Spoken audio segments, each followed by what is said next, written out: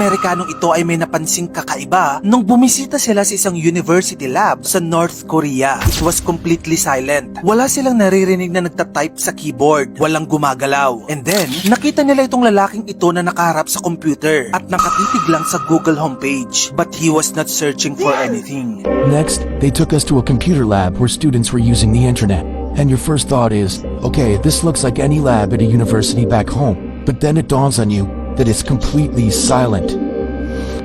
No one is doing anything. And then sa isang grocery store naman, napansin ng isang turista ang weird na mga galaw ng mga North Koreans na tila ang mga bumibili dito ay nagkukunwari lamang. And then sa Pyongyang International Airport naman, may mga flight sa screen. Pero marami sa mga eroplano, hindi talaga umaalis. Yung mga terminal, bago at malinis. Pero kulang sa passengers dahil bihira lang talaga makalipad palabas ng bansa. Alam mo kung bakit? Bawal lumabas sa bansang ito ang mga North Koreans. Bakit nga ba sila ganito? Ang mga nakita ba ng mga turista ay isang malaking palabas lamang? Bakit nila ginagawa ito? Simple lang. Dictatorship plus total isolation equals to full-time acting. North Korea is ruled by Kim Jong-un, apo ng original na supreme leader na si Kim Song-II. For 3 generations na, ang pamilya nila ang humawak sa buong bansa like a dynasty. At dahil sa heavy censorship at zero contact with the outside world, sila-sila lang ang bida at audience sa sarili nilang bansa. Ang goal ng rehimen, control the narrative. Para pag may dumating na foreigner, kailangan ang ipakita nila, normal sila, masaya, at mayaman. Pero behind the curtain, may itinatago silang gutom, takot, at walang kalayaan. May isa pang binisita ang isang turista noon, isang theme park sa North Korea, ang Mangyeongdae Fun Fair. May mga roller coaster doon at merry-go-around. Ayon sa mga dayuhang reporters na nakapunta dito, punong-puno ng mga estudyante mula sa Kimsong University ang nasabing theme park. Pero pakiramdam nila, dinala lamang ang mga estudyante na ito dito para ipakita na puno at masaya ang theme park. Dahil nadiskubre nila na tuwing weekdays, it's a ghost town here. Walang tao. Pero ngayong weekdays, bakit biglang napuno? May mga fake grocery stores din daw sa Pyongyang. Kasi nung chinek nila ang mga nasa shelves, puro plastic goods lang daw ang mga nandun. Ang mga actors lang daw ang umaarte na nagkukunwaring bumibili. Walang tunay na customer. Pinepeke lang daw. Kasi nga 'di ba, walang kapitalismo sa bansang ito. Lahat provided by the government. Ayon sa United Nations, over 40% ng population ng North Korea ay undernourished. Over 10 million people in North Korea ay walang sapat na pagkain. Bakit nga ba ginagawa ng North Korea ang pagkukunwaring ito? Sinasabing ang approach na ito ay tinatawag na Potemkin Village approach, which is kailangan nilang ipakita ang prosperity sa mga tagalabas upang maikubli ang malnutrasyon at shortages ng pagkain sa totoong buhay. Ayon sa Wired, ganun ang tourism system nila. Nakasakay ka sa bus, may mga photo op sa best view spots ng North Korea, lahat carefully choreographed. At yung mga aktor or advisor na kasama mo, minsan tour guides yan, minsan naman secret police. Grabe no? Just imagine kung dito ka ipinanganak, you don't have any choice. May mga ilan na nakatakas at ibinunyag sa mundo ang katotohanan sa loob ng bansang ito. May tanong ako, well, kung gusto mo ng backup passport para tuluyan ng manirahan sa ibang bansa, well, nasa tamang video ka. Dahil ito ang 5 bansa na pinakamadaling kunin ang citizenship o maging French citizen. At araw-araw mo nang tanawin ang Eiffel Tower, bonjour. Posible yan. Ang shortcut, kailangan mo lang mag-enroll sa isang French university. After 2 years, pwede ka nang mag-apply. Take note, ang tuition fee sa public university sa France, 170,000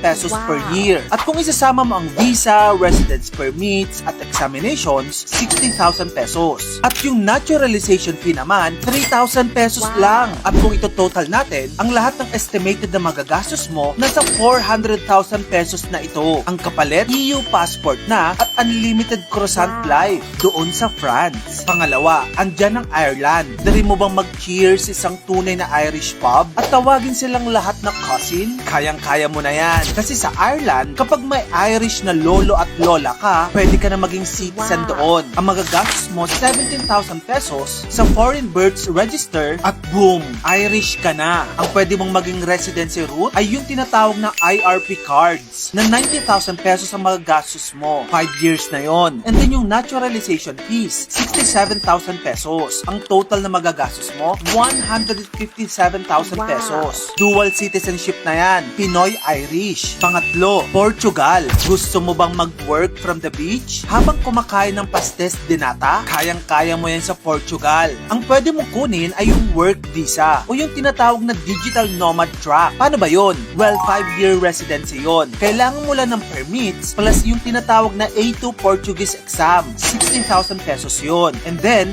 meron ka ng optional golden visa na kailangan mo lang bumili ng lupa doon sa Portugal. At nasa roughly around 16.8 million pesos ang maaari mong gastusin doon. Actually, itong Portugal, madali lang kumuha ng citizenship pero mahal. Pang-apat, nandyan ang Canada. Well, trip mo ba ng snow, maple syrup, o maging Canadian citizen? Nako, welcome na welcome ka sa Canada. Ang usually tinatahak ng mga Pinoy na gusto maging citizen doon sa Canada ay yung tinatawag na express entry plus PR plus citizen. And then after 3 years of presence, ito na ang pwede mong gastusin. Una, yung PR fees and medicals, nasa 105,000 pesos yon. And then kailangan mo rin ng show money proof na nasa average 578,000 pesos. Yung citizenship fee naman nila ay 26,000 pesos lang. Ang total cash out mo sa Canada, 709,000 pesos. Ang kapalit niyan, universal healthcare at super strong passport ng Canada. Take note, isa lang yan sa mga paraan doon sa Canada, pero yung iba marami pa. Yung iba nag-aaral doon, and then mag-working student, then saka tatrabawin yung citizenship. Pang-lima, Argentina. Gusto mo ba magtango, kumain ng steak, at makakuha ng passport in just 2 years? Vamos sa Argentina. Ito, napakadali nito. Kailangan mo lang ng residency ng 2 years, and then diretso ka na ng court petition. Ito yung mga kailangan mo. Una, yung tinatawag na DNI cards at iba pang mga paperworks. Mga nasa 20,000 pesos ang magagastos mo dyan. And then, optional lawyer na nasa 60,000 pesos.